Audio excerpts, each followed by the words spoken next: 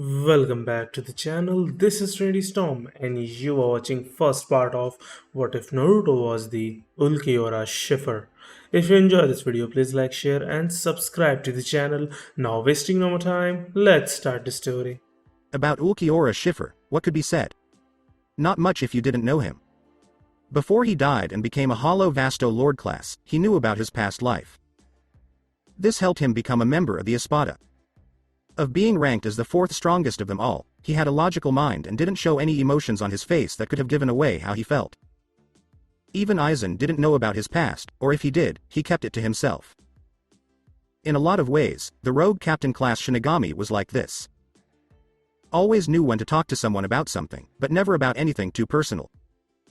He kept secrets between himself and the people he was talking to, unless he wanted someone else to know. Hey Ulquiorra. Should I also kill it? Does this one stink? Yummy, it doesn't matter. I don't want any of them. Even the ones that Lord Aizen likes are garbage. Just interesting trash that he might find useful in some way. Aside from that, we have more important things to do than deal with people like these. Ulquiorra really hated people, even though he never showed it. Since he never said why, no one could ask him why. Why did he dislike people? Why did he say they were garbage? No one knew, but Ulquiorra did. Even so, he locked those reasons away in the deepest parts of his mind, where they belonged, so they wouldn't come back. Back then, in a flash.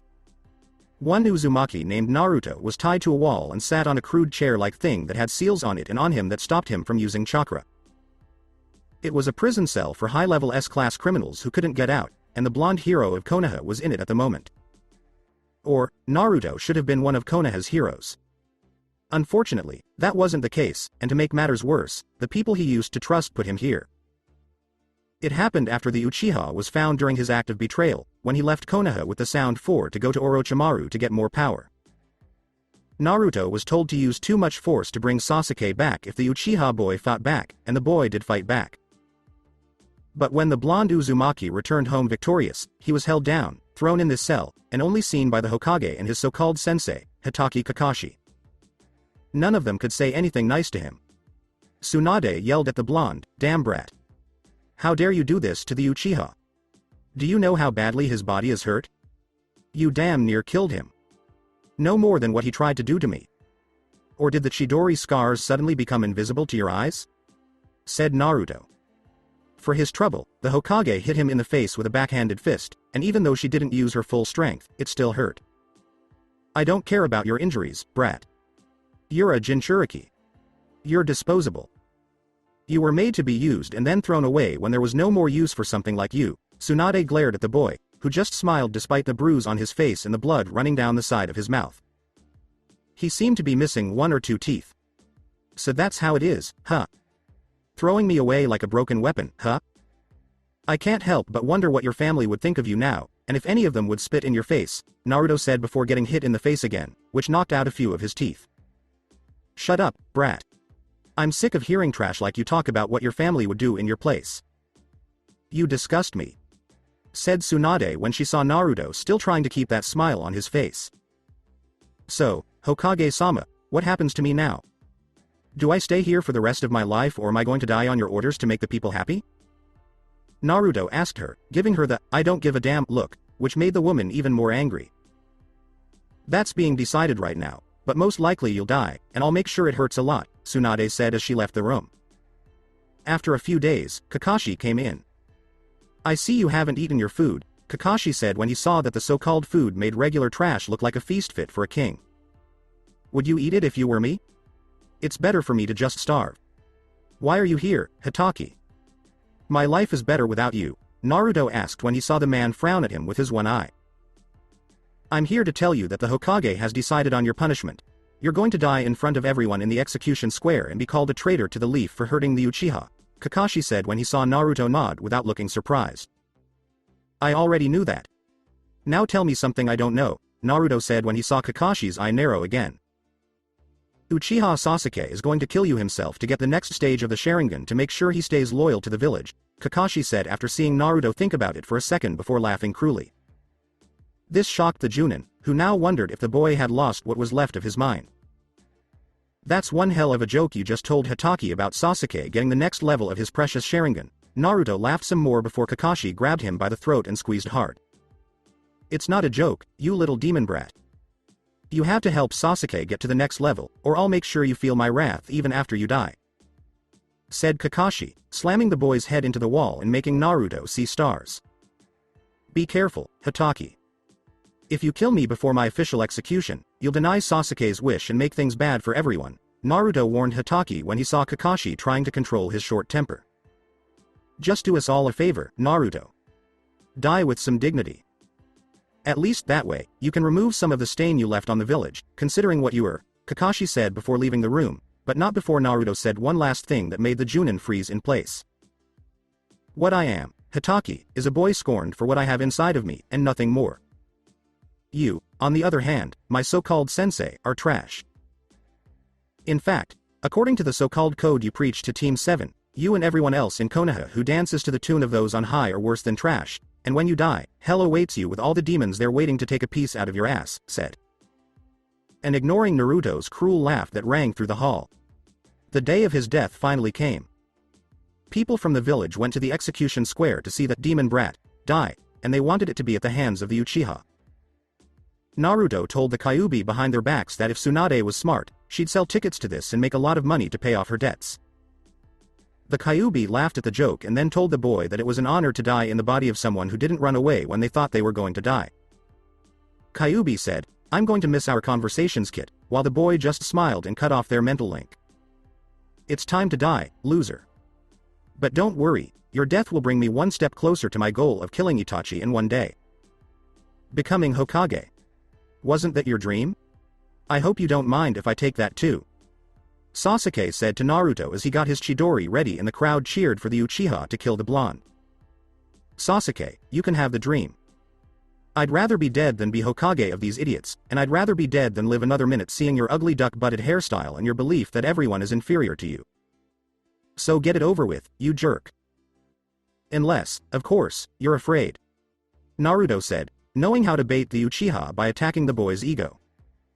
Sasuke said, "I'll show you who's afraid," and then ran straight at Naruto, slammed the Chidori into Naruto's chest, piercing the boy's heart, and looked the blonde in the eye. "One last thing before I die, Teme.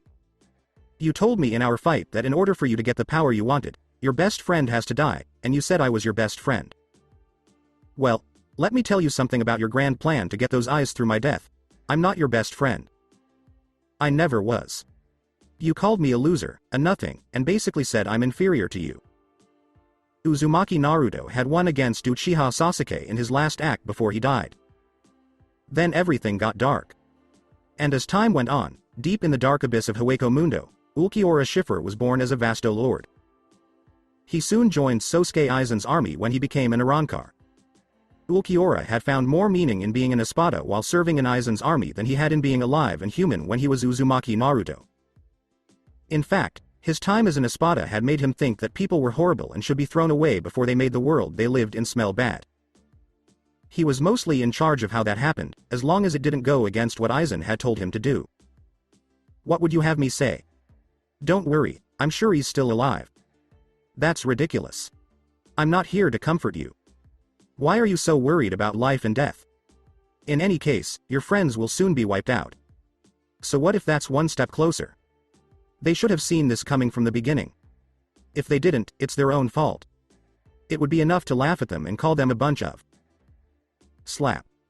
When Inoue Orihime hit him, something inside the Espada woke up that had been sleeping for a long time. For a moment, there was a different face where the girl's had been, which made the Arrancar frown inside because he didn't know who it was. He thought she looked familiar, but he couldn't quite put his finger on why. Ulquiorra wondered who the other girl was that he saw. His amazement lasted only a few seconds. It didn't matter for the present. Then the fights with Ichigo Kurosaki started. Ulquiorra was a little bit impressed by the Shinigami. You could say he was amused by how the boy kept getting up to fight him and not giving up. Something to do with the heart of a person, as he often heard. It's really crazy. Even though Ichigo reminded the Arrancar of a boy from a long time ago who had similar spiky hair, the same color hair, and the same look of pure determination in his eyes as he tried to fight stronger people than himself. While fighting the boy, that part of the Espada's memories came and went with the wind that blew through Hueco Mundo.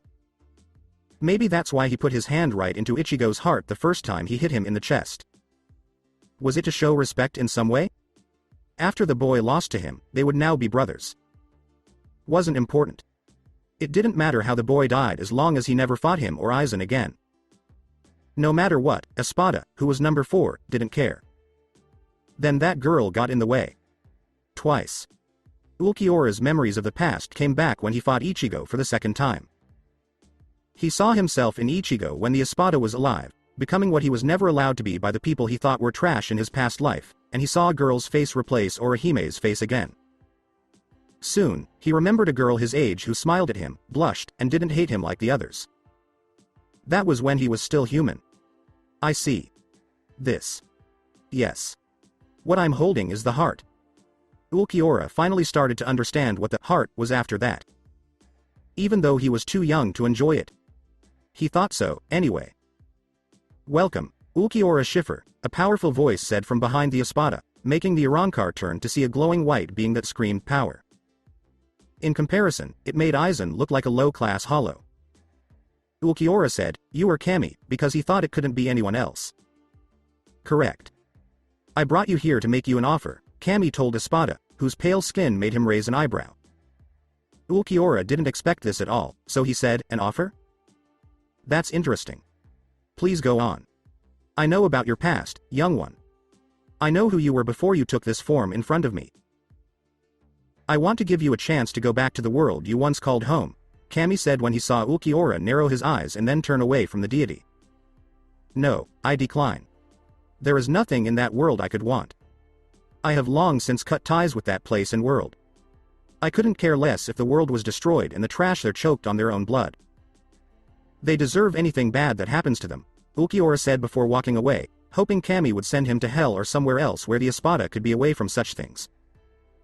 Only to find himself staring at one of the secret shrines in the Hyuga compound, where clan members go to mourn friends, family, and or lovers who have died in tragic ways. A woman with long, dark hair was standing in front of this shrine. She was wearing a bulky jacket and light purple pants. The woman had her back to him and her head was down, but this gave the Espada a chance to open his eyes wide when he saw the picture and then look at the woman praying. "Naruto-kun, I miss you so much. Every day I pray you are happy. That you are in heaven with your family. Knowing that despite everything this village has done to you, the life on the other side hasn't been cruel, and can be at peace knowing no one can cause you any more harm. I only wish that I had been able to visit you those 3 years ago if only for a second to tell you how I felt. How despite everyone hating you for the Kyuubi, I wasn't like them, and how I loved you. I still do love you. No matter what went wrong, you overcame the odds, and beat everyone at their own game. Uchiha Sasuke is still trying to find a way to get the next level of the Sharingan in order to beat his brother and curses you to this day in denying him. My father wishes me to marry soon, but I told him there is only one man I wish to marry, to have children, to grow old with, and that person is dead. He wasn't amused and something tells me my father wishes to change my views on things when it comes to love. I don't know how long it will be before I can see you again, Naruto-kun, but I can wait, and when the time comes to join you on the other side, I will finally tell you how I feel. Believe it," said Hinata, as she finished her prayer, and quickly put the picture of the boy away knowing that no one could see it since no one in the village was left that loved Naruto anymore. "You weren't supposed to die that day. It was a mistake on my part. That's why I'm giving you this chance to get back some of what was taken from you and to fix your broken world," Kami said when she saw Ulquiorra staring at Hinata's shape as she walked away and hid the picture in her big jacket. "If I go back, what will change about me?" Ulquiorra asked when he saw Kami smile at him for at least thinking about the offer. "You will be alive. Your original body is long gone, so you must stay in your Arrancar body, but you will be alive again," Kami said when he saw the Espada put his hand where his heart would be if it weren't for the hole that showed he was a hollow. When Ulquiorra saw Kami nod, he said, "Send me back. I just want you to know that if I want to kill someone, I will kill them." "I don't think you'll become a peaceful Ulquiorra," said Kami when he saw the Espada nod his head and smile almost in amusement. "So, I'm going to go home." "How? Interesting," thought Ulquiorra just before he was swallowed up by a bright light. The next thing the Espada knew, he was back in the elemental countries. Oh yes. Things would get funny very quickly. Ulquiorra looked at the huge desert in Wind Country that led to Suna. He thought it was different in many ways from Hueco Mundo, but the same in other ways. The harsh winds, the sand everywhere, and the many different kinds of animals that had learned to live in that harsh environment for a long time. The former Espada didn't like it, though, because he didn't care about any of these things or how they were like the cold, dark realm of the hollow world. When Ulquiorra found himself in the elemental countries, the first thing he did was check to see if all of his powers were still with him. He did this in a quiet way. Everything he had been as an Arrancar or even an Espada was still there, and he had used it to use Sonido to travel to different places around the world. In cities and towns, it was almost funny to see how people looked at him while making sure the hole in his chest didn't show. Ulquiorra didn't want some stupid humans to have a panic attack and run to some ninjas, who would then put different people on their backs. Not yet. Ulquiorra Schiffer has been wandering around for the past few weeks. During that time, he has noticed that not much has changed in this world, which isn't surprising since it has been about 3 years to the several hundred years that have happened in Hueco Mundo. This made him realize that time works in a very different way there. Again, the former Espada didn't care about this because he didn't care much about time or how it worked in different parts of the universe. Now he was just a few hundred feet from Suna, and he could already smell that humans were the sad trash he had always called them.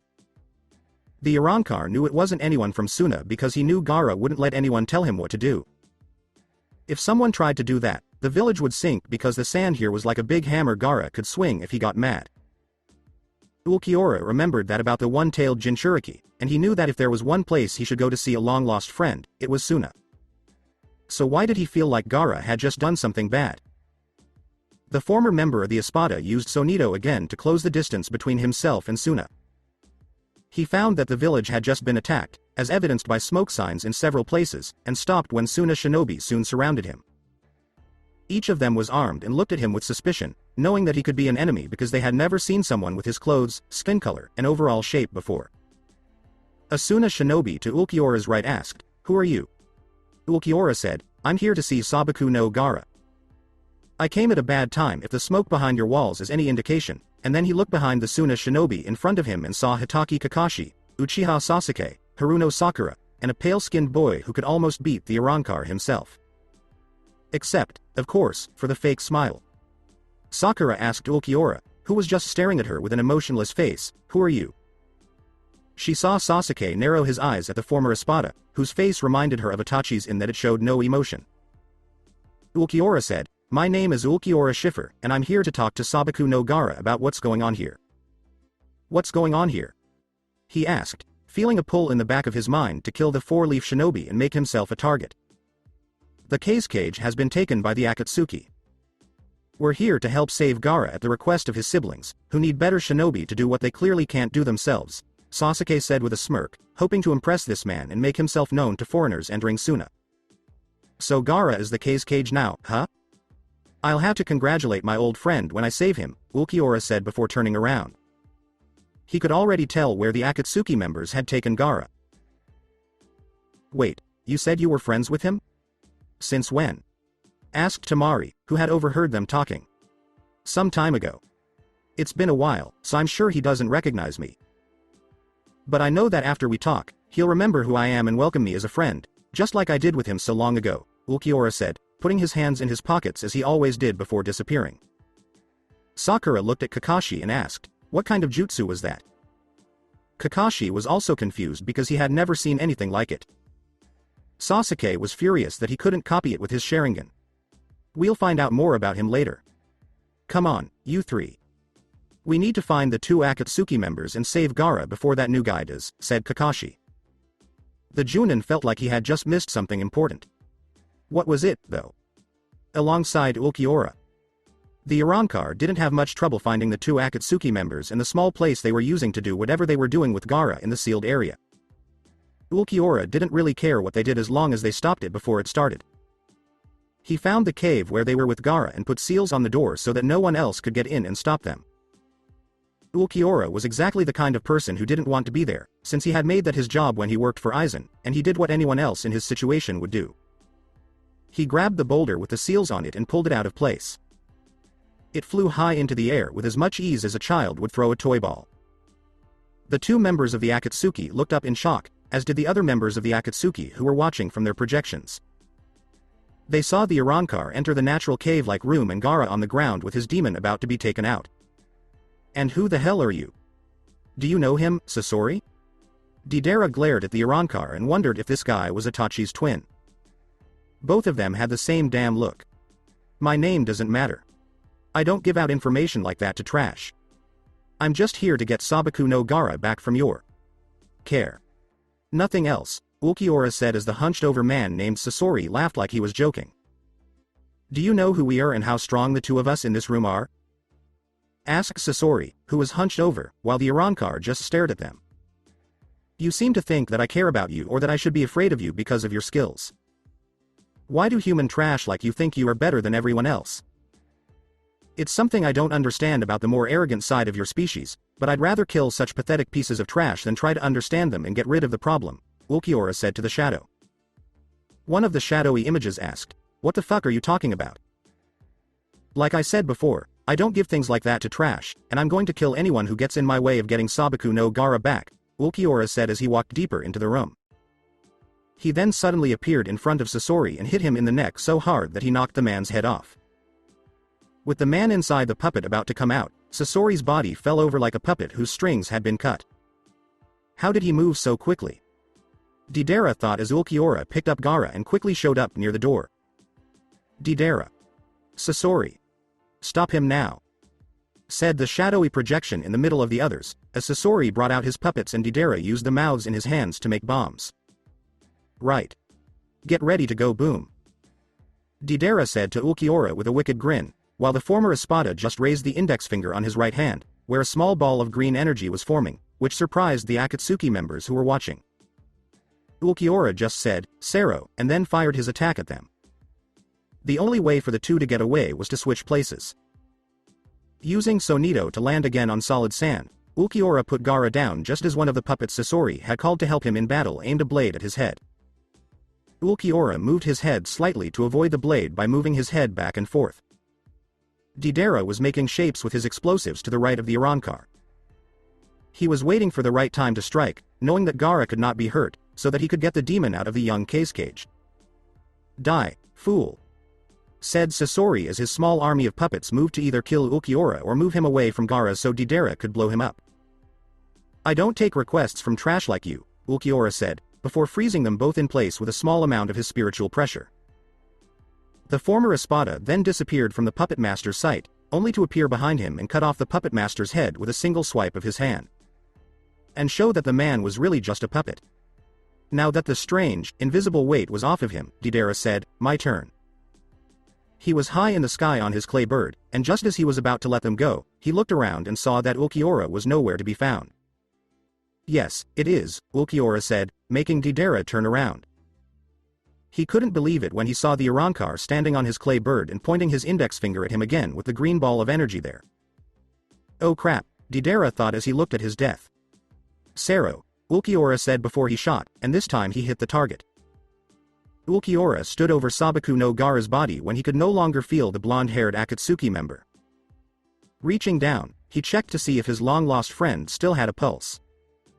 He did, and when he turned around, he saw a leaf shinobi and an older woman who looked like she was from Suna. Sakura pointed at Ulquiorra and said, "You." But Ulquiorra just ignored her, which made the pink-haired Kunoichi even more angry. The Arrancar didn't respond to her dramatic pointing, but he did watch the old woman check on Gaara with a worried and guilty look in her eyes. He knew that she had played a role in the Cage's life when he was growing up. When the Arrancar turned away from her, he saw that the leaf shinobi were ready for a fight and that Sasuke was curious about the man's skills. Ulquiorra quickly figured out that it was to get more power so he could kill Itachi. The Arrancar didn't care about this, so he started walking away. "I thought you wanted to talk to Gaara," Kakashi said in a calm voice. The pale man just stopped and looked at him, his white trench coat blowing in a scary way in the wind.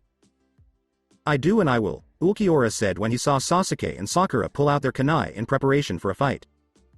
"Take that back," Sakura said in a shrill, demanding voice. "Why should I?" "It's the truth," Ulquiorra said when he saw Sasuke use his Sharingan and Kakashi frown at him. "Be careful who you insult, Ulquiorra-san. It's bad for your health to insult a leaf shinobi," Kakashi said in a firm voice, while Ulquiorra just looked at him with his usual blank face. This is not your country, leaf shinobi. I can insult you here as much as I want. If you don't like hearing the truth, I suggest you leave this place and stop acting like you're better than others, Ulquiorra said when he saw the Junin look at him with a narrowed eye. Sasuke asked, what did you say, loser? Before showing the hand signs for a fire jutsu. Sasuke, don't. This guy just beat 2S class missing Nin and doesn't look the least bit tired, Kakashi said, noticing that Lady Chiyo was still hovering over Gaara and knowing that the Kazekage would soon wake up. You're the one who saved Gaara from the Akatsuki. It's clear to me that you're faster than anyone else here. Can you take him back to Suna? Asked Chiyo, since that was the only way Gaara could have gotten away from the Akatsuki, and Shukaku wasn't in the mood to take him. It was almost as if Shukaku knew that something much stronger than itself was near Gaara and didn't want to upset it. Ulquiorra said, of course, but his voice didn't give anything away. He then picked up Gaara, because he didn't want to be around these four-leaf shinobi any more than he had to today, and was gone a second later. When Kakashi saw the old woman staring at him, he said, the Hokage won't like it if you give the Kazekage to a stranger instead of us, Lady Chiyo. I don't work for the Hokage of Konoha. I work for the Kazekage, Chiyo said as she and the others headed back to Suna. Suna moments later. Temari was glad to see that her brother was still alive, even though he was unconscious. As Ulquiorra Schiffer put Gaara on the hospital bed and walked to the window with his usual emotionless face, showing nothing, Temari was happy to see that her brother was still alive.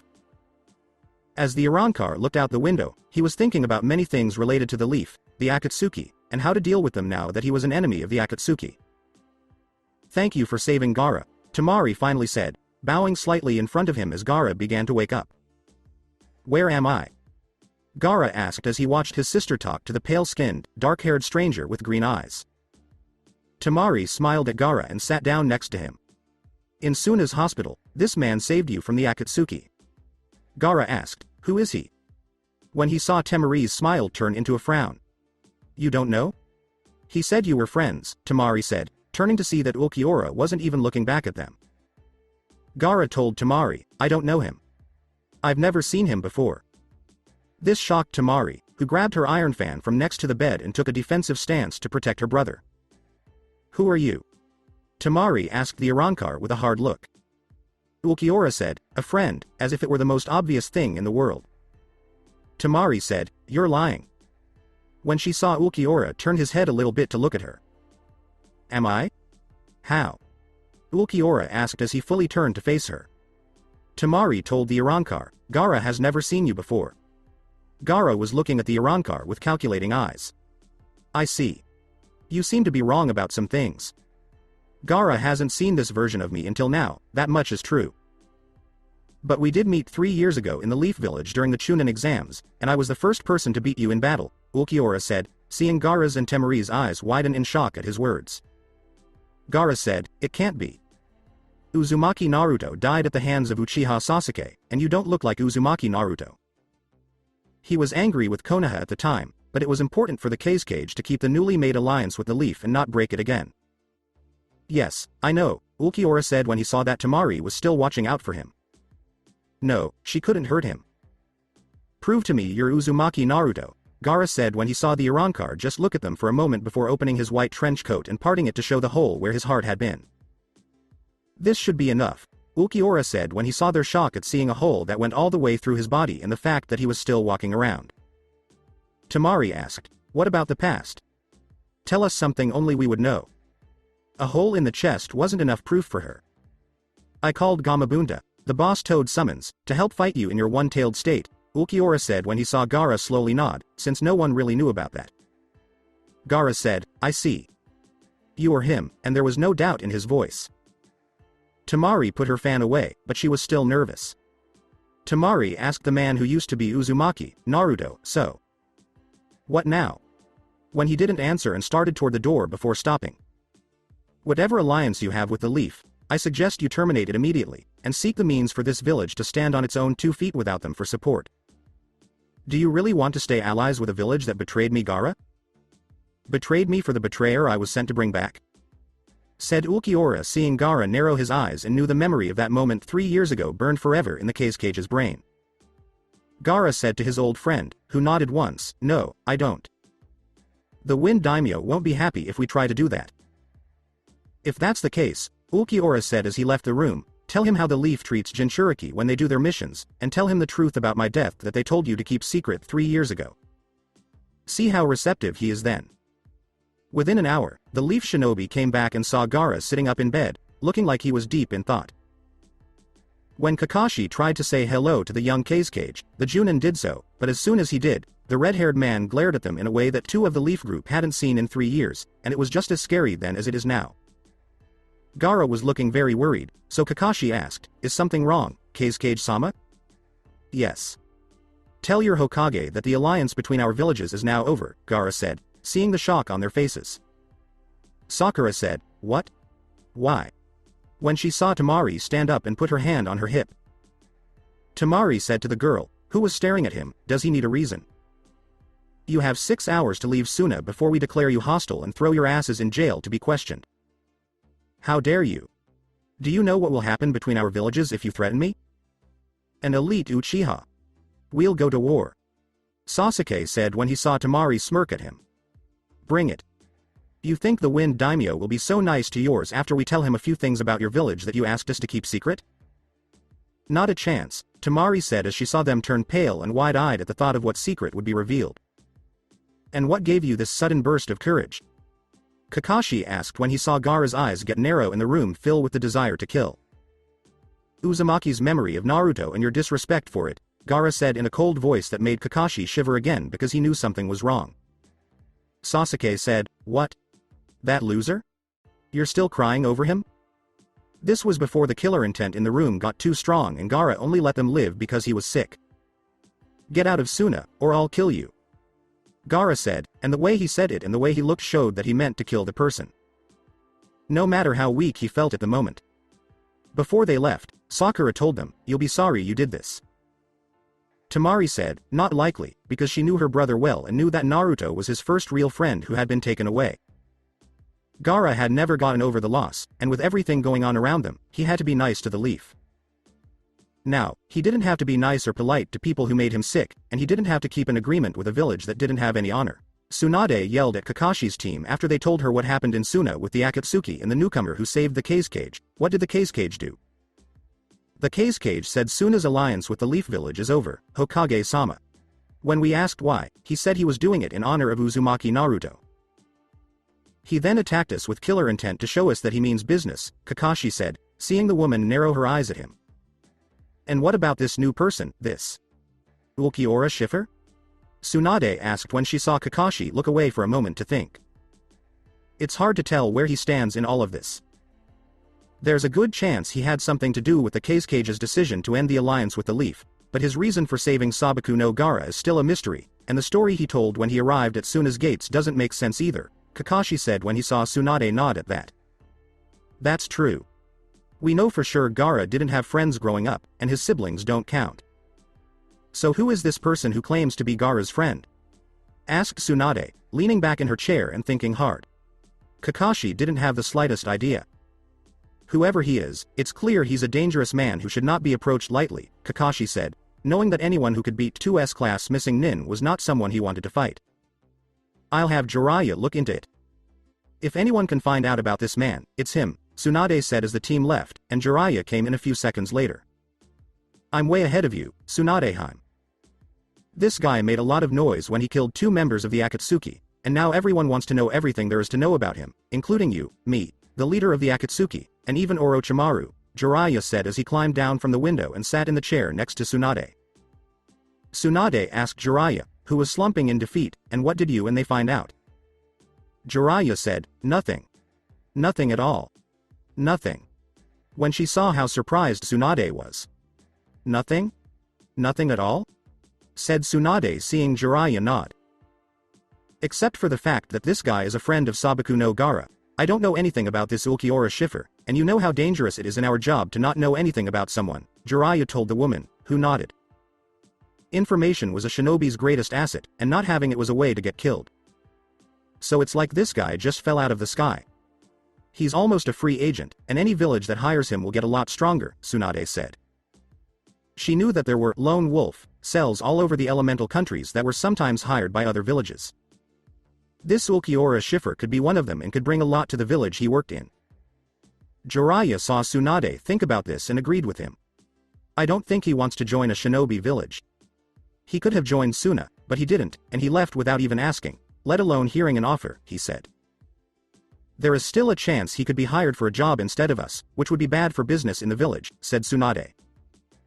I want all the Anbu teams that come across Ulquiorra Schiffer to capture him, and if he causes too much trouble, I want them to kill him and leave enough of his body for us to study. Jiraiya nodded, knowing that studying the man's body would be helpful. I'll get right on it, Jiraiya said with a small grin that didn't quite reach his eyes. You're thinking about something, Tsunade said when she saw Jiraiya walking toward the window. Jiraiya said, it's nothing. I was just thinking, when he saw Tsunade raise an eyebrow at him. About what? Tsunade asked, wishing he would explain. Jiraiya said, the past. About Naruto. He could see that Tsunade's eyes were now getting narrow. When Tsunade saw Jiraiya sigh, she asked, what about him? It's just that. Do you ever regret what happened, that we betrayed him, his father, his mother, or his sensei? Jiraiya asked Tsunade when he saw her frowning at him. No, and why should you? Tsunade said in a cold voice when she saw Jiraiya sigh again. He was our godson, Tsunade. His parents gave him to us in case he died. We ignored him and then put him to death for completing the mission given to him. Your own grandmother was an Uzuamki in the first Jinchuriki of Kyuubi, for Kami's sake, Jiraiya said, seeing Tsunade slam her hand on the desk to stop him from going on. Enough. So what if we left him to his own devices? All my life, I've been expected to be this understanding woman and follow the path that the rest of my family took in life since Konoha's founding. Look where it got them, Jiraiya. They're all dead. Every single member of the Uzumaki clan is dead. So am I. I'm the last member of the Senju clan and I'm going to make decisions that I want to make while Hokage. I'm not getting it, Jiraiya said when she saw Tsunade's eyes get even smaller. The Akatsuki will no longer attack us, Jiraiya. We can now focus on Orochimaru and Kabuto. You said it yourself, the Shinigami seal wasn't 100% safe for Naruto, and using so much of Kyuubi's power to fight Sasuke weakened it a lot. The brat had to die and get rid of the demon so we could move on. Did it have to be out in the open? Did he have to be called a traitor to the leaf? Jiraiya asked when she saw Tsunade shrug. I gave the people what they wanted. More support from them keeps the councils in check, and it's not like the clan heads were against it either, Tsunade said when she saw Jiraiya shake his head. Jiraiya asked Tsunade, who was grinning, did you ever care about him at all? I mean, I had my spy network, but I had to leave the village, and you. You left out of spite. The Uchiha clan isn't the only one with a mean streak under the surface, Tsunade said when she saw Jiraiya laugh without meaning to. Of course. But you've always been mean, and Kushina probably trusted you to use it against Naruto's enemies, not against him. I just wanted to know what made you do it, Jiraiya said before he left. Baka. Why does it matter now, 3 years later? The bad kid is dead. Let the stupid fool rot in hell with the demon sealed inside him, and that should be the end of it, Tsunade thought as she ignored the picture of the previous Hokages behind her and the feeling that they were looking at her because she had betrayed Uzumaki Naruto. Tsunade told Jiraiya that she didn't care anymore and wouldn't care about things like that anymore. Ulquiorra in Earth Country. As the Arrancar watched from above, he was reminded of why he thought most humans were trash in this world. Iwa's Anbu were hunting 2 Jinchuriki from their village, who had gone into seclusion less than 6 months ago to master the demonic power sealed within their bodies, and not be persecuted by their so-called home. Iwa's Anbu decided not to do what was asked. Whatever you Jinchuriki want, we don't care. What matters is what the Tsuchikage wants, and right now he wants you 2 locked up while special seals are put on you to make sure this doesn't happen again, said the Iwa Anbu captain with his weapon drawn, and the others moved to follow him. We don't want to go to war with you. We are just as loyal to Iwa as you are. Why do you keep making things hard? Han said when he heard them all laugh at what he had said. Since we can. We like to make things hard for weirdos like you. No matter how loyal you are to the Tsuchikage, you're still going to be treated like filth, and there's not a damn thing you can do about it, said an Anbu lieutenant this time. No, they can't. But I can, Ulquiorra said from above. Then, his spiritual pressure hit the area with a loud crash, causing both sides to fall to their knees and the former espada to fall to the ground. What are you? What do you do? Han could barely stay on his knees because his demon was willingly using chakra to make the pressure easier to handle. Roshi was doing the same thing. The Iwa Anbu were dead because their hearts had stopped beating because of the spiritual pressure. I am something that you two are not. Just like you two are much better than those Iwa shinobi, Ulquiorra said as he stopped the spiritual pressure and started to leave. Wait. The Arrancar stopped and turned to look at us, Roshi said. Han said, please take us with you, when the man in front of them raised an eyebrow. And that's it? You want to come with me? I thought you were both Iwa loyal shinobi. Ulquiorra said as he watched the two slowly stand up and look at each other. We were, but when they were about to attack, right before you got in the way, we realized that the Tsuchikage and the rest of the village don't care about our loyalty. Roshi bowed his head to this powerful being in front of him and begged, please take us with you. No. You can't go where I go, Ulquiorra said as he turned away from them and started to leave. Do you know anywhere we could go? Where can we be safe for the moment? Han said when he saw the Arrancar stop walking and look into space while thinking deeply. There is only one spot. It is a neutral country, so there are no shinobi there, or at least there weren't 3 years ago. Even though I haven't been there in a long time, the people there know what it's like to be oppressed like you were and to be set free by someone who was just like you. Check out Wave Country. There, you'll find the happiness you're looking for, and if you meet an old man named Tazuna, his daughter Tsunami, and her son Inari, tell them that their hero from 3 years ago says hello, Ulquiorra told him before he disappeared through Sonito. Do you know what he means by that? Han said when he saw that Roshi was just as confused. It makes no difference. When we get to Wave Country and deliver the message, we can ask the people their questions. Maybe it will help us figure out who that man is, Roshi said when he saw Han shake his head no. That was not a person. That was something else, Han said as they made their way slowly to Wave. You two felt it? Said Roshi seeing Han nod. On the inside, he felt dark, twisted, and empty. Like how we felt in Iwa for years, but more intense. As if he is the definition of nothingness, Han said, not knowing how else to describe the Arrancar. Roshi could only nod to show that he agreed. Iwa at some point. What do you mean the whole Anbu team I sent after them was killed? Sandame Tsuchikage said when he saw his granddaughter Kuretsuchi looking at him. As I just said, Tsuchikage-sama, it was like that. All of the people who were sent after Roshi and Han died. But from what I can tell, neither Han nor Roshi used their powers on them to kill them, Kuretsuchi said, puzzled by this turn of events and seeing the old man raise an eyebrow at her. What? How did they die then? The Tsuchikage said, seeing that the woman hesitated to answer. From what we've been able to figure out, they all died at the same time because their hearts stopped beating, Kuretsuchi said, seeing how shocked the Tsuchikage was by this news. What? Said the Tsuchikage when he saw that his granddaughter was once again looking unsure. There were more footprints in the area.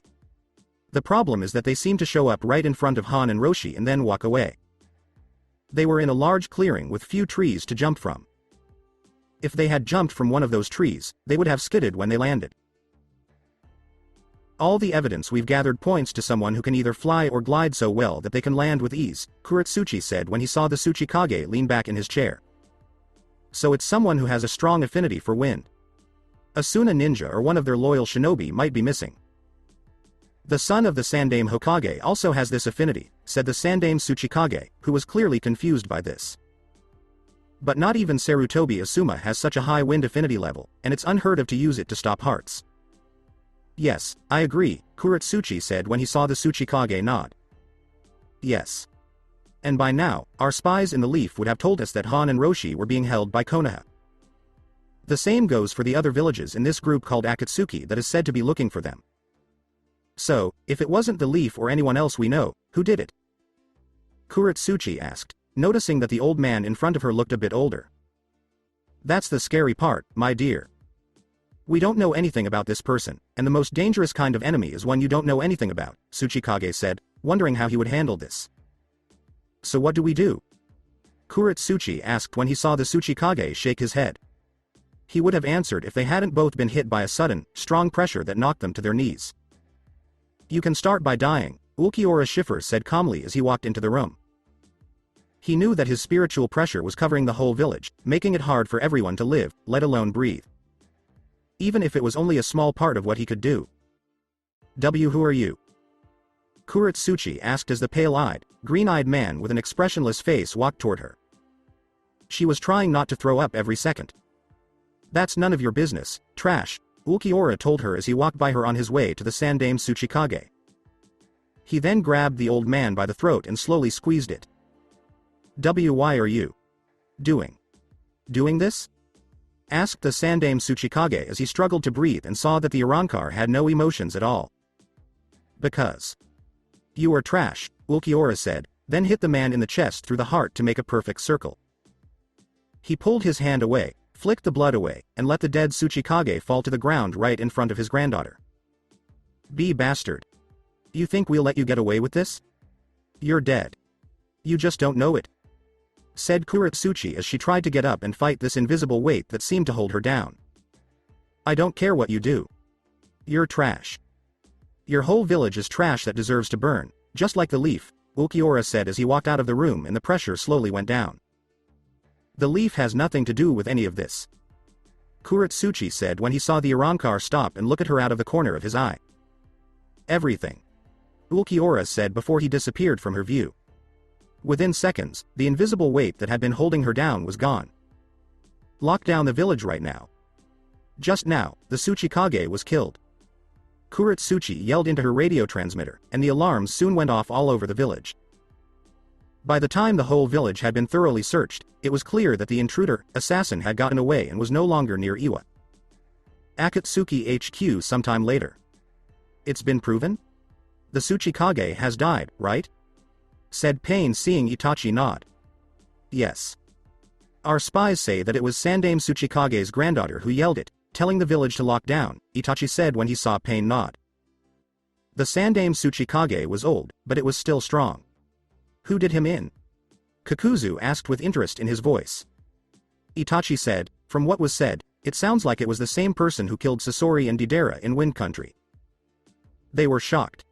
This is getting out of hand. What about Iwa's Jinchuriki?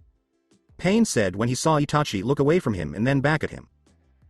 They are neither in Iwa nor on Earth. It's thought that this new enemy took them away from their village before killing the Tsuchikage, Itachi said as he saw Pain's eyes narrow in anger at this new turn of events. Madara told him 3 years ago that even though the Kyuubi was gone, the plan could still work. They just needed to be patient. Pain thought Madara said the 9-tailed fox would reform its body again like the 3-tailed fox was going to do in the next few months, but he didn't know how much the Yondaime Hokage had done to make that impossible, so he had to play the waiting game. Itachi, find them. Kakuzu. Hidan. Find the boat from Nibi. I want her here right away so she can get rid of the 2-tailed demon, Pain said, making sure his tone left no room for argument. They didn't have a right to argue. Compound of Hyuga. Hinata walked to the shrine again, this time with a picture of Naruto in her jacket. She was glad her father was out of the house on business elsewhere in the village, because she didn't want him to try to surprise her again while she was praying for Naruto at the shrine, even though he knew about it and had told her to stop. Hinata refused, which made her father even angrier, so he made it a command. Hinata refused him a second time and even challenged him to a fight. If she won, she would be able to go to the shrine and pray for Naruto's happiness in the afterlife. If she lost, she wouldn't be able to do that. Neji and Hanabi were there to make sure this was written down. They were shocked to see Hinata beat her father and make him keep the deal. Still, it was a win for Hinata, but what was more important was that it was a win for Naruto's soul. Hinata thought, I know father wants me to marry soon, within a year, but I refuse to marry and be with anyone but Naruto-kun. I will die pure just for him and to defy my clan if I have to, because she could see that many men were looking at her and trying to make the Hyuga heiress fall in love with them. They all did very badly. Hinata frowned when she saw a note at the shrine and saw that it was for her to read. She thought it was a trick or that a potential suitor was trying to get her attention, so she opened it and didn't bother to read what it said. She then dropped the note with a gasp when she saw that it only had one sentence on it. Thank you, Hinata-chan, for your prayers for me. Hinata thought, Naruto-kun. As she quickly picked up the note again and used her eyes to see that it was written in his handwriting. There were no signs that it was a fake. Ulquiorra Schiffer saw the Hyuga heiress looking down at the once shy girl, who would blush and press her fingers together if Uzumaki Naruto was ever mentioned in a sentence. He hadn't seen her until now, but even from where he was, the Arrancar could tell Hinata was a knockout, and any guy who broke her heart would be an idiot. Ulquiorra thought, one day, Hinata-chan, we will be together again, and maybe, just maybe, we can both fill the emptiness in our souls together. As he left the area, not knowing if she would even accept him as he was now. He had other things to do. 2 snakes that were hiding in Rice Country had to die in a long line of trash that had to be thrown away.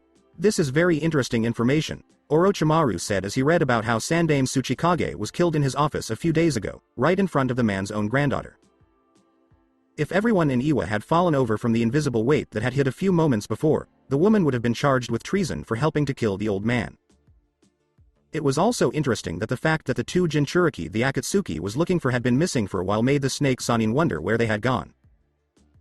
It wasn't that he liked Jinchuriki. The Kyuubi Jinchuriki had given him enough trouble before Tsunade surprised him by killing the kid, and the last thing Orochimaru wanted was to deal with 2 of them who, together, were as strong as the Kyuubi's tails. It is indeed Orochimaru-sama. From what we know, 2 Akatsuki members, Sasori of the Red Sands and Deidara formerly of Iwa, were killed in Suna while going after the case cage. This Ulquiorra Schiffer is a man with a blank look on his face that rivals Uchiha Itachi, and he has what many people call unnatural powers, because he is thought to be the source of the. I want this Ulquiorra Schiffer to join our side, Kabuto. At least for now, he will join us, but later I will turn him into my new body, said Orochimaru, who saw the potential in this man's body and wanted to use it to bring the elemental countries to their knees. I'll have teams ready to go find him, Orochimaru-sama, Kabuto told Orochimaru-sama before he felt a huge weight hit him so hard that he fell face first to the ground. Even though he fell to his knees before his face hit the ground, Orochimaru wasn't any better. Explosions shook the base, and screams of pain, agony, and death could be heard in the underground tunnels, which were getting closer with every second that passed. Every second, the weight, pressure, and source of it got closer to the 2 shinobi who used to be part of the leaf. The nearby wall was taken down by a blast of green energy as the person who did it walked into the room and looked down at the 2 shinobi. Given your intelligence, I thought you would have left this country after the leaf found out about your base's general location 3 years ago and missed the chance to capture Uchiha Sasuke. It seems I overestimated you. I have to admit, the level of stupidity shown here by you is simply disappointing. I honestly wish you weren't here, in this base of yours, and that I would have to work harder to find you, if only for another day, said Ul. He just didn't feel anything about things like that. Not yet anyway. You're not human, Kabuto said when he realized that his body's ability to heal was the only thing that was keeping him alive at the moment. No, I'm not. I'm no more human than Sasori of the Red Sands was after he turned into a living puppet, Ulquiorra said, turning from Orochimaru to Kabuto as the medic nin's body kept breaking and healing from moving under his spiritual pressure. Then what are you? Asked Orochimaru when he was able to stand on his knees and was starting to get used to it. Ulquiorra said, despair, then put his foot on Kabuto's head and crushed it easily, leaving only a bloodstain. No way to start over. Orochimaru asked Ulquiorra, who was looking at him with a raised eyebrow, why are you coming after us? Who sent you to do this? Why are you trying to do what the Sandame Hokage couldn't? There is no goal or purpose. No one sent me to kill you. I just came here to do what your sensei couldn't do, Ulquiorra said, grabbing one of Orochimaru's arms and yanking it right out of its socket as the Sannin screamed in pain. Orochimaru said, bastard. I'll make you suffer for this, when he saw Ulquiorra Schiffer look at his arm for a second and then crush it easily, sending blood everywhere. Unlikely, Ulquiorra said, and then he took the other arm off in the same painful way, causing Orochimaru the same pain. That's what you think, said Orochimaru as he shot Kusanagi out of his mouth at the Arrancar. But Ulquiorra moved his head slightly to the left and grabbed the blade with just the tips of 2 fingers. The former Espada didn't think much of it. The last act of a dying coward is to always strike out in fear. That is what you are, Snake Sannin. A weak coward who is afraid to die and can't get what he wants in life because of it, Ulquiorra said when he saw Orochimaru staring at him. He then pulled the sword out of the Sannin's mouth, which was now bleeding. How do you know so much about me when no one else in the elemental countries knows anything about you? Asked Orochimaru when he saw Ulquiorra look at the Kusanagi blade for a second before looking back at him. Human curiosity is such a strange thing. If you have to know one thing about me, it's that I wish you had killed Senju Tsunade with this sword 3 years ago, when your arms were just as useless as they are now, and put that piece of trash out of her misery, Ulquiorra said, seeing Orochimaru's eyes narrow as he looked at his green ones to remember if they had met 3 years ago. How do you know that? Only the people who were in that fight knew such a specific detail, and you weren't there, said Orochimaru, seeing Ulquiorra's eyebrow raise again. Are you sure? Look closer. See if I have a familiar look to my face or maybe in my eyes, Ulquiorra said when he saw Orochimaru trying even harder to remember him, but it was clear the Sannin's memory was going blank and he couldn't see the Arrancar in that place 3 years ago. Someone like Ulquiorra Schiffer would have been easy for Sannin to remember back then. I don't see it, Orochimaru said when he heard Ulquiorra make a sound that sounded like he was disappointed and expected more from the famous snake Sannin. Again, I judged you too highly based on your reputation, and I had too high of hopes for you. How sad. I don't want to spell it out for you, so I'll just make it clearer so even someone as smart as you can understand it. 3 years ago, the dead man next to you was killed by one of the jutsus made by the Yondaime Hokage, and I was the one who hit him with it, said Ulquiorra. I can't believe it. You're dead. My spies told me you were dead within an hour of Sasuke killing you himself. Orochimaru said, not believing that the Kyuubi brat in front of him was this horrible thing. I know. Your prized Uchiha killed me, and I was there. I can't feel the emotion anymore since I turned into what you see in front of you, but I do remember feeling satisfaction in not giving the Uchiha what he wanted from my death and knowing he wouldn't get it through me, Ulquiorra said, knowing that his memories of his past life were the only things that let him know what certain emotions were. Then. What are you? What have you turned into since you died? Asked Orochimaru. Ulquiorra pointed his index finger at him, and a small ball quickly appeared on the tip of that finger. I told you before, Orochimaru of the Sannin. I am despair. To be more specific, I am your despair, along with the rest of your former teammates who will soon be joining you, Ulquiorra said as he fired the Sero right where Orochimaru's heart was, leaving a hole in his chest. As the Arrancar looked around the room, he went to the table and saw different reports with lots of information about the world. There wasn't much of interest in the first few pages about the former Espada, since most spies reported that bodies were being used to make possible ships for Orochimaru in the future. Ulquiorra was interested in a report from an unnamed Konoha spy who told Orochimaru that Team 7 was planning to meet with Kabuto by pretending to be Sasori of the Red Sands at a secret location found thanks to Jiraiya's spy network. They were hoping that the Sannin hadn't heard that Tsuna's best puppeteer was dead yet. Ulquiorra would have smiled right then if he had the strength to do so, because he had a plan for how to make himself known to the Leaf and make them feel even worse, just as he had planned. They planned to meet Kabuto in an hour so that they could catch the medic Nin and find out where Orochimaru was or follow him to the exact spot. They were about to be very surprised. With Group 7. Stay on your toes, team. Captain Yamato will need your help if this meeting goes wrong, Kakashi told the rest of the team through his headset. Do you think Kabuto will show up? He might have heard that Sasori is dead and already be setting up a trap for us, Sakura said into her headset. Possibly. Best case scenario, Yamato convinces Kabuto that Sasori escaped Tsuna, and the only thing destroyed there was a puppet. The worst case scenario is Kabuto doesn't buy it and we fight him for the information on Orochimaru. Don't hold back on him if that happens. His skill are on par with my own, said Kakashi knowing Kabuto wasn't someone you could just take down easily and had to fight with extreme caution. The young medic Nin knew a lot about the human body and how to easily disable it. Yamato, dressed as Sasori, told the shadowy figure walking toward him on the other side of the bridge to be quiet because someone was coming. He and the other people hiding were shocked to see that the figure coming toward them was not Kabuto. No. It's not possible. How? Kakashi thought as he saw the figure coming toward him, which made him feel very scared. What's he doing here? Sasuke asked angrily as he watched the figure walk toward Yamato in a way that didn't say anything about what he was doing. We need to stop. That guy could kill Captain Yamato just for the disguise, said Sakura, knowing that Ulquiorra could be convinced it was the real Sasori and just kill the man behind the disguise to be sure. Kakashi knew they had to play this just right when he said, we can't. Yamato, act like you survived and don't want to fight the man. What about us?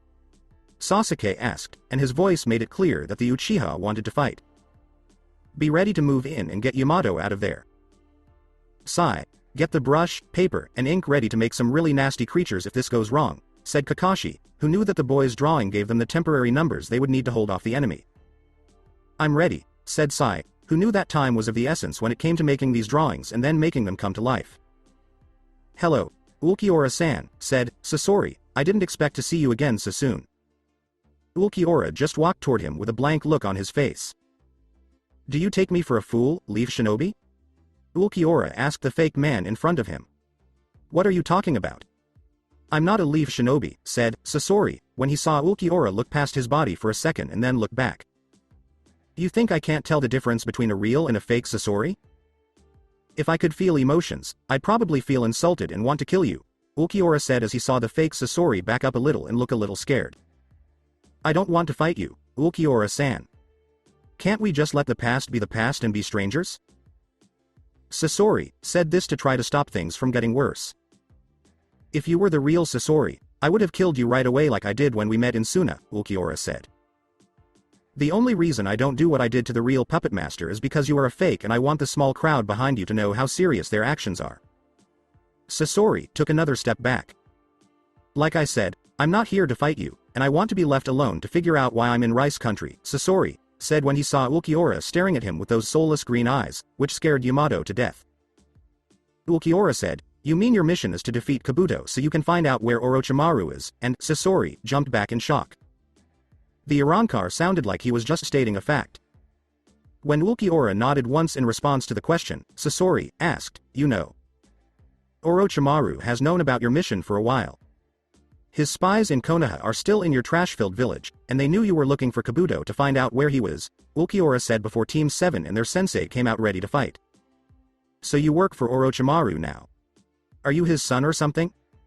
You have pale skin and weird eyes, so the chances are pretty good, Sakura said, noticing that Ulquiorra's eyes narrowed just a little bit at her words, but only if you were within an inch of his face. His son? You really think I'm related to such a weak human?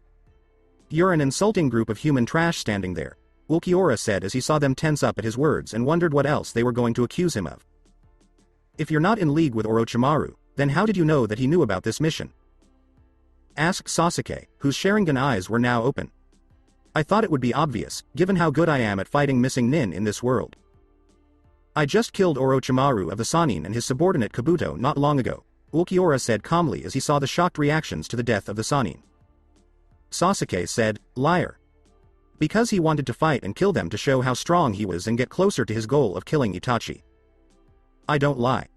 Lies only numb a person's pain, numb a person's emptiness, numb a person's despair. The truth is the most powerful weapon in the world. People are too afraid to use it out of a pitiful sense of morality to the point where they lose the ability to speak the truth at all. Ironic, really. Still, if you need more proof than just my words, then look at this, and decide for yourself. Is that really Kusanagi, the sword that killed the Sandaime Hokage? Sakura asked. She had heard that Orochimaru used the sword and would have killed the old man if he hadn't sacrificed his own life to weaken his former student. It is. Now do you see? Why numb your pain and despair with lies? The truth is far more terrifying and painful than any lie could be. When I say something, I say the truth, and I will do it. If I say you are trash, then it is the truth. If I say I am stronger than any of you could ever be in 1,000 years, then it is the truth. If I say you are going to die at my hands, then it is the truth, Ulquiorra said. So, what now? Are you going to try to kill us here? Kakashi asked, trying to figure out how this guy felt. No, why should I kill you now? Not when you can bring more sadness to the leaf by telling your trash that the Hokage is a woman, Ulquiorra said when he saw how angry they were at what he said. Sakura shook her fist at him and said, Sexist pig. You seem to have misunderstood me. Your Hokage isn't trash because she's a woman. She's trash because she's trash. Trash doesn't care about gender. You're trash, just like your sensei is trash, and so are the Uchiha and these two people right next to him, Ulquiorra said when he saw that they were still shocked by what he had said. So everyone is trash except for you? Sasuke asked, wondering why those words made him want to go back in time. No. Almost everyone. There is a difference, Ulquiorra said casually when he saw that they were angry again about what he had said. Sasuke yelled, bastard. And was about to use the Chidori to kill this guy in one shot, but Kakashi stopped him and held him back a little. Sasuke, no. You're strong, but not that strong, and we need to tell the Hokage about him. There will be another time and place for this, but not now, Kakashi said when he saw the Uchiha growl at Ulquiorra, but he still gave in and did what the Junin said. Before you go, I have a message for your Hokage, and I want you all to pay attention because I'm only going to say it once, Ulquiorra said, noticing that the Leaf Team was now looking at him with interest. Sakura asked, "What's the message?" Just then, they all felt a strong pressure and fell down hard, while Ulquiorra went to pick up Kusanagi. Tell your Hokage that her godson, whom she betrayed 3 years ago, wants to show Konoha what it means to be hopeless, Ulquiorra said as she left. Godson? No. It's not possible. The other members of the original Team 7 could only open their eyes wide in shock as Kakashi thought this. Sakura asked the Arrancar, Naruto? This made the former Espada stop for a second. I see you remember the name I had when I was alive. I would have thought that you of all people would have forgotten about it within 3 minutes of my death.